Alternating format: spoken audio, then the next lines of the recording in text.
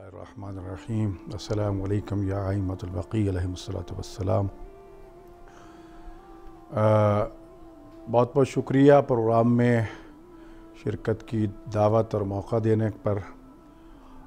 मेरे लिए बाइस सआदत है कि मैं जन्नतुल बक़ी, जन्नत मुअल्ला और शुहदाए उहद और बाकी जो शुहदा सऊदी अरब में मदफून हैं उनके कबूर तय्यबा के इन्हिदाम के हवाले से जो जुल्म सितम हुआ उसके ख़िलाफ़ सदाए एहतजाज बुलंद करने में मैं आपके साथ शरीक हुआ। यकीनन मैं समझता हूँ कि हर बाज़मीर इंसान एक तो उस वक्त तक मुसलमान नहीं हो सकता जब तक वो खानवादा अहले बैत अतहार अलैहिमुस्सलातु वस्सलाम के साथ रसूल अकरम सल्लल्लाहु अलैहि वसल्लम की रिसालत और अल्लाह की तौहीद के बाद उन पर ईमान ना रखता हो। वो ईमान उनकी ज़िंदगी में भी फ़र्ज़ और वाजिब था और वो ईमान उनकी ज़हरी हयात के तमाम होने के बाद भी ता क़याम क़यामत वाजिब है। और वो शहीद हैं जिनकी ज़िंदगी के हवाले से अल्लाह ने फ़रमाया कि वो ज़िंदा हैं और अल्लाह से रिज़्क़ भी पाते हैं, तुम्हें उनकी उस हयात का, ज़िंदगी का शऊर नहीं है। यही वजह है कि जब हम इन ज़वात मुक़द्दसा की कबूर तय्यबा की ज़ियारत के लिए मक्का मुकर्रमा, मदीना मुनव्वरा या आइम्मा अलैहिमुस्सलातु वस्सलाम के रोज़ा मुबारका पे पहुँचते हैं तो हमें कुरान का हुक्म जो है वो रास्ता रोक के कहता है कि ला तदख़ुलू बुयूतन नबी इल्ला बिइज़्नि अहलिह। ये अम्बिया के घर हैं और नबी के घर में बग़ैर इजाज़त के दाखिल होने की तुम्हें इजाज़त नहीं है, रुक जाओ और अहले ख़ाना से, अहले बैत से पहले इजाज़त तलब करो। हम इज़्न दुख़ूल पढ़ते हैं और उसमें इस बात का ऐलान और एतराफ़ भी करते हैं कि अंत तस्मअ कलामी व तुरद्दु सलामी, ए मेरे इमाम, ए मेरे रसूल, ए मेरे पेशवा, आप मेरी बात और सलाम को सुनते भी हैं और मेरे सलाम का जवाब भी देते हैं। तो लिहाजा ये तो हर ज़ी शऊर समझता है कि इन हस्तियों की मोहब्बत ईमान का हिस्सा है, उसके बग़ैर ईमान मुकम्मल नहीं होता। जहाँ तक ताल्लुक़ है इनकी कबूर तय्यबा को मुनहदिम और शहीद करने का, यकीनन ये वो नाकाबिल माफ़ी जुर्म है जिसे उम्मत मुहम्मदिया ने न आज तक माफ़ किया है और न ही आले सऊद और उनके वो हमनवा मुफ्ती जिन्होंने इन कबूर तय्यबा को मुनहदिम और शहीद करने के फ़तवे जारी किए थे ता क़याम क़यामत माफ़ करेंगे। कि अक़वाम आलम जो हैं वो इसके ख़िलाफ़ सदाए एहतजाज बुलंद क्यों नहीं करते। मैं समझता हूँ कि अब तो ये मामला रोज़े रोशन की तरह वाज़े हो चुका है कि सऊदी अरब के हुक्मरानों के इस अमल के पीछे एक इस्तेमारी सोच मौजूद थी और वो अब भी है, जिस सोच की रोशनी में उसे इस्लाम का रंग देने के लिए जिस तरह दौरे इब्तिदाए इस्लाम में काजी शुरैह जैसे मुफ्तियों ने इमाम हुसैन अलैहिस्सलातु वस्सलाम को कत्ल करने के वजूब के फ़तवे देकर माल दुनिया कमाने की कोशिश की थी और आखिरत को तबाह बर्बाद किया था, ऐसे ही सामान कलील पर बिकने वाले मुफ्तियों ने आलमी इस्तकबार, क्योंकि असल वजूद जो है इस हुकूमत का वो बरतानवी इस्तेमार की पुष्ट पनाही की वजह से हुआ। रबा का ताल्लुक़ है, यकीनन उनके यहाँ वो इंतहाई काबिल एहतराम हैं और उनके फ़िक़ी इमाम हैं जिनमें इमाम अहमद हम्बल भी हैं और सऊदी अरब वाले जो हैं वो असल में तो हम्बली ही हैं। लिहाजा उन्हें इख्तियार है कि वो अपने इमाम की फ़िक़ा पर अमल करें। लेकिन जैसा कि बताया गया कि मोहम्मद इब्न अब्दुल वहाब की इस तहरीक को आगे लेके चलने वाले मुख्तलिफ़ नामों से इस वक्त पहचाने जाते हैं। कुछ अपने आप को अहले हदीस कहलाते हैं, कुछ अपने आप को वहाबी कहलाते हैं, कुछ सल्फ़ी कहलाते हैं।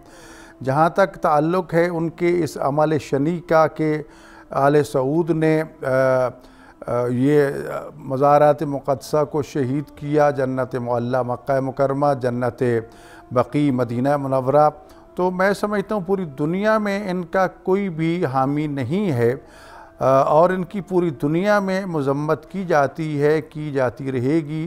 और जब तक ये दोबारा तामीर नहीं होते उस वक्त तक दुनिया इन पर, इनके जुल्म पर ख़ामोश नहीं रहेगी। बाकी रह गया मामला, क्योंकि ये एक इस्तेमारी ताकतों के बलबूते पर हुकूमत वजूद में आई थी।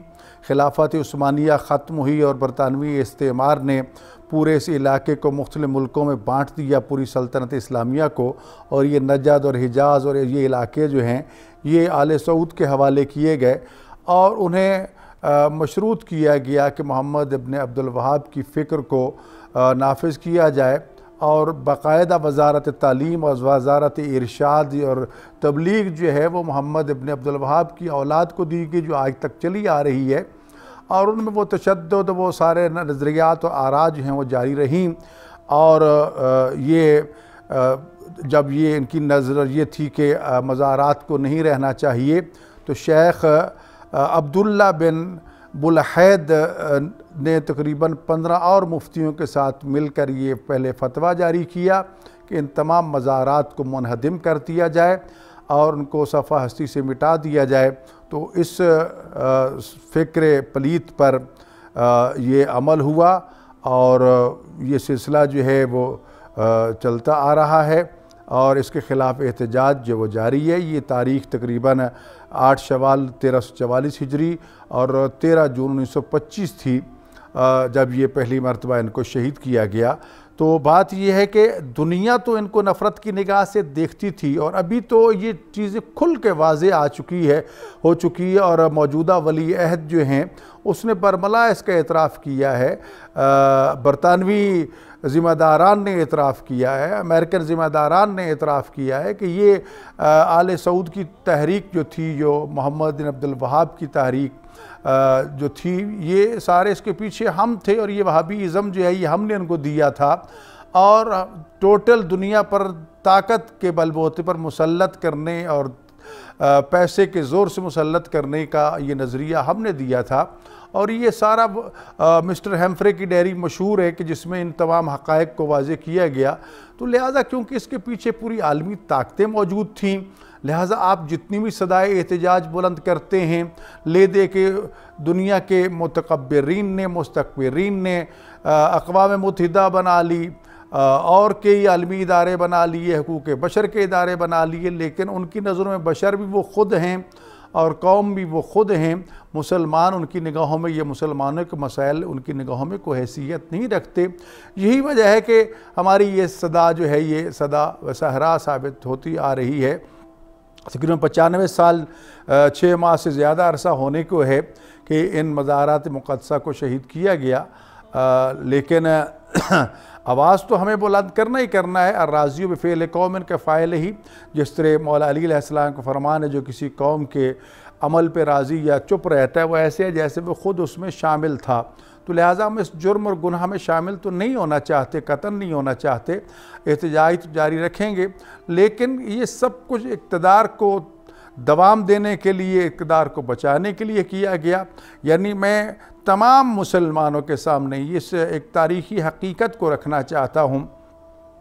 बरतानिया की शहज़ादी डियाना जो है कि यहूदी ख़ातून थी, जो दुनिया में बहुत जानी पहचानी जाती थी। जब उसकी बरतानवी शहज़ादे के साथ शादी हुई तो उस वक्त के सऊदी अरब के जो शहनशाह थे खालिद बिन मलिक अब्दुल अज़ीज़ जो थे, उसने उसको जो शादी का गिफ्ट दिया था वो हज़रत ज़हरा सलामुल्लाह अलैहा की कब्र से लूटा हुआ वो हीरा था, जो आपकी कब्र मुबारक पर आपके आशिकों ने, मुहिब्बों ने, चाहने वालों ने हदिया किया हुआ था।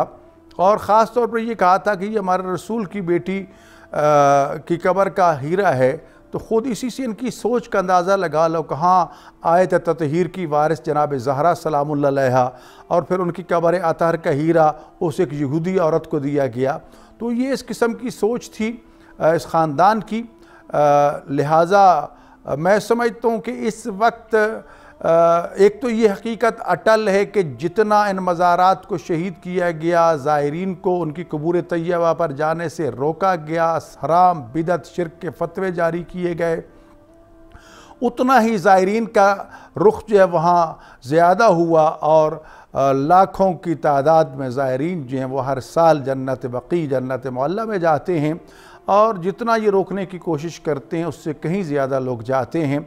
उल्टा मैंने 2014 में सऊदी पार्लियामेंट के जो स्पीकर थे डॉक्टर मोहम्मद इब्राहीम, जो इसी मोहम्मद अब्दुल वहाब की औलाद में से थे, क्योंकि पाकिस्तान में जो सऊदी सफ़ीर थे उनसे मेरी कुछ मौज़ूआत पे गुफ्तगू और नरमी गर्मी रहती थी, तो कुछ मसाइल वग़ैरह जब इस नतीजे तक पहुँचे कि मैंने हक़ाइक़ उनके सामने रखे, उसके पास जवाब न थे, तो उसने मजबूरन कहा कि आप मेरी हाई कमान से जाके मिलें, उनसे जवाब लें।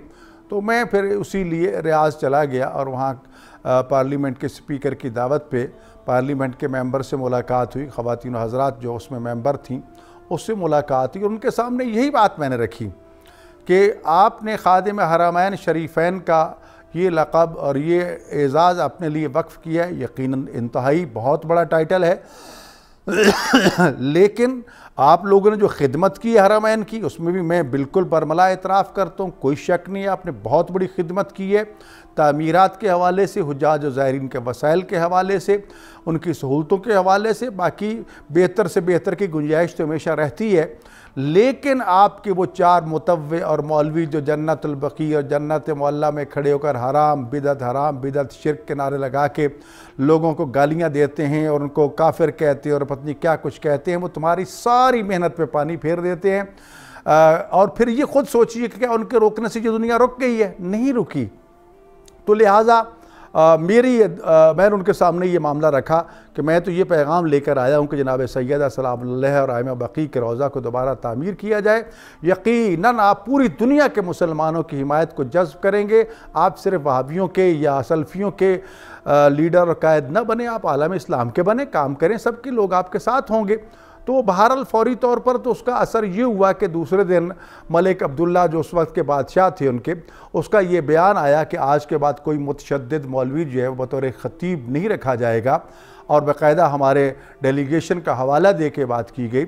और पहली मरतबा मुझे ये मालूम भी हुआ कि सऊदी मजलिस शूरा में 10 शिया मेंबर भी हैं और ख़वातीन भी मेंबर हैं और तकरीबन 1 महीने के बाद सऊदी तारीख़ में पहली मरतबा एक शिया मेंबर को पार्लिमानी अमूर का वज़ीर बनाया गया। तो मैंने उनसे कहा कि आज मैं आपके पास आया हूँ, कल आप आएँ, हम एक दूसरे को पहचानें, दरवाज़े बंद न करें। लिहाजा दुनिया तो उनकी मजम्मत कर रही है, करती रहेगी। पूरी दुनिया में 8 शवाल को आप देखते हैं कि एहतजाज होते रहेंगे, लेकिन क्योंकि आगे वही सुपर ताकतें खड़ी हैं, वही अमेरिका, वही बरतानिया, वही जिनके ये अब तो मामला उसमें इसराइल का भी शामिल हो गया माशाल्लाह। तो ये जब हालात हैं तो असल में क्योंकि मुसलमानों के ईमान और यकीन के जो असल मराकज़ हैं वो यही मज़ारात मुक़द्दसा हैं, तो लिहाजा दुश्मन तो इनको उससे दूर करना चाहता है, लेकिन हम पर फ़र्ज़ है कि हम उनके रोज़ा मुबारक और कबूर तैयबा की ज़ियारत का शर्फ़ हासिल करें। उनका हम पर हक़ बनता है और ये सिलसिला जारी रहेगा, इसे दुनिया की कोई ताकत रोक नहीं सकती। यकीनन वो दिन दूर नहीं है कि इंशाअल्लाह ये मज़ारात मुक़द्दसा अपनी शान व शौकत के मुताबिक दोबारा तामीर होंगे। जन्नतुल बकी और जन्नत मुअल्ला, शहदाए उहद व बदर और बाकी मकामात, मकाम दफने मादर गिरामी रसूल खुदा सल्लल्लाहु अलैहि वसल्लम, उनकी तामीर नौ और उनकी आबादकारी के लिए कोशिशों का ताल्लुक़ है। तो ज़ाहिर है कि जितनी कोशिशें मुमकिन हो सकती हैं हम उस दायरे के अंदर रह के ही ये कुछ कर सकते हैं। इनके मज़ालिम के ख़िलाफ़ तो हर साल पूरी दुनिया में सदाए एहतजाज बुलंद होती है। हमारे बहुत से मेहरबानों ने अक़वाम मुत्तहिदा के प्लेटफार्म पर भी इस मसले को उजागर करने की कोशिश की। इसी तरह बाकी जो आलमी इदारे हैं वहाँ पर भी इस मसले को उजागर करने की कोशिश की। मैंने ज़ाती तौर पर एक कोशिश शुरू की थी, लेकिन ज़ाहिर है कि जब मामला कहीं करीब पहुँचा तो सारी आलमी ताकतें मुतहर्रिक हो गई।